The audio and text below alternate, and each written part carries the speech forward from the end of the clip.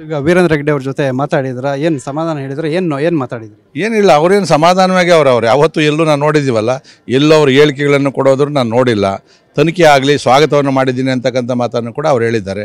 ನಾನು ಇಲ್ಲಿವರೆಗೂ ಕೂಡ ಭೇಟಿಯಾಗಿಲ್ಲ, ಆದರೆ ನಾನು ಭೇಟಿಯನ್ನು ಮಾಡ್ತೀನಿ. ಯಾಕಂದರೆ ಬಂದಾಗ ಆ ಕ್ಷೇತ್ರದ ಧರ್ಮಾಧಿಕಾರಿಗಳನ್ನು ಭೇಟಿ ಮಾಡ್ತಕ್ಕಂಥದ್ದು ನಮ್ಮ ಸಂಪ್ರದಾಯ. ಯಾವುದಾನ ಮಠಕ್ಕೆ ಹೋದರೆ ಸ್ವಾಮೀಜಿಗಳು ನೋಡ್ತಕ್ಕಂಥದ್ದು ನಮ್ಮ ಸಂಪ್ರದಾಯ.